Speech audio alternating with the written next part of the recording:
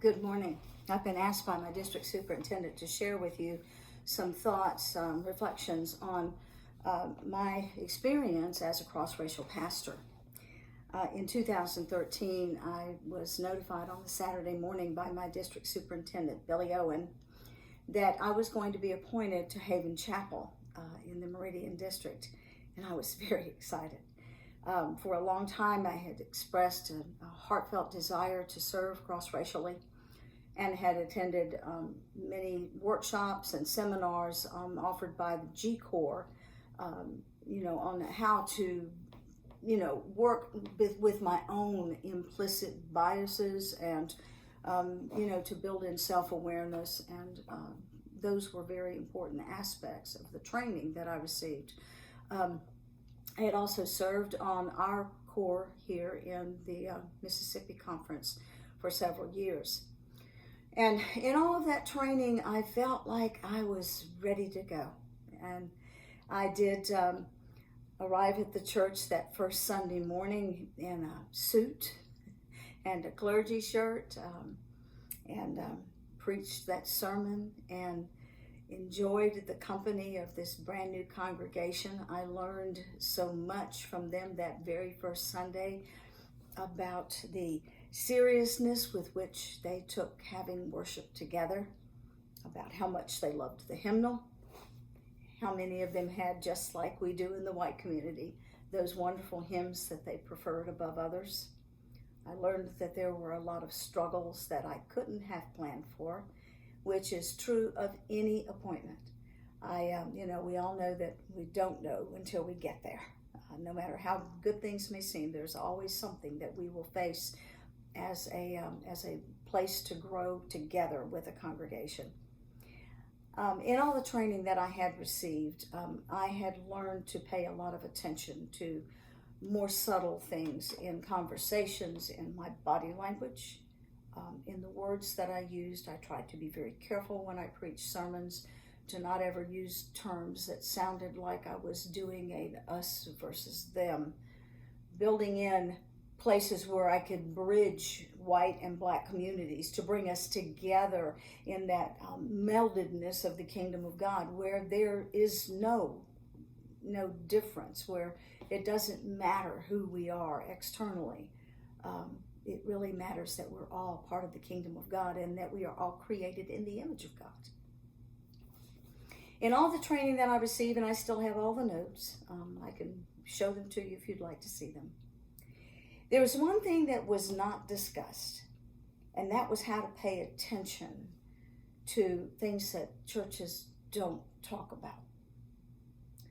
At Haven Chapel, there were several widows, and as I got to know them, I heard their stories, and I think it hit me quite close to home because at that time Don was, my husband was still living, Don was still living, and he was struggling with cancer. And so there was always that edginess about that becoming my state of life. And then it happened. In August of 2015, 2 years after I became Haven Chapel's pastor, Don passed away on August 30th. And in conversation with my district superintendent, who was at that time then Rusty Keene, Bishop Swanson told me on that Saturday that he wanted me to take a 2-month sabbatical. And I very graciously received. I was extremely tired and I knew that I needed the rest. What I didn't anticipate in this, and this is one of the things that I do want to share with you about what I learned from Haven Chapel. In all of my time of rest at home, church members didn't come by. They didn't call. I think I saw my lay leader one time. There was just no interaction between us, and I was curious as to why. And in November, when I went back to the church, I found out. And this is something I think we need to be keenly aware of when we talk to pastors about the potential for going to cross-racial appointments, whether it's black to white or white to black, or Hispanic or Asian, whatever. When I walked into the door of the church in November of 2015, it was a very cold reception.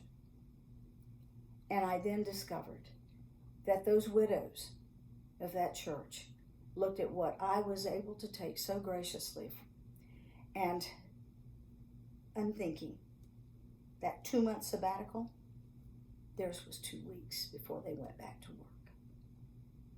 And I had never thought about that. White privilege is a real problem that we've got to come to terms with. And I think that in training pastors, we need to also train congregations. If I could say that there's one thing that I believe is missing from the conversation, is the conversation. We get excited about wanting to go to cross-racial appointments. So my heart is still very much in the Black church. But I also know this, that I need to always talk. That I want to know what people are thinking, what their perceptions are. Because life is based on perceptions. In all of our conversations and training with our pastors, don't leave out the churches. Talk to them. Have the churches talk with us. I think that if I could go back and do it over again, I'd make some changes. Because I went in there thinking I knew what I was doing. And I was humbled immediately. And I learned more from Haven Chapel than that I could have ever taught them. I told them many times, you teach me every time we gather. You teach me what it's like to have faith. And I cherish my time with them. We left on rocky terms. We parted ways. I still love that church very, very deeply. And I believe with all of my heart that there's future relationships that I can have. And I hope by this short video that I can start a conversation about the nuances that we don't talk about when we train our pastors. I respectfully submit this to you. And I thank you for the opportunity to serve every church I've served. But Haven Chapel always stands really at the top. And out to Woods as I leave and go to a new appointment. God bless you all, and thank you for this opportunity.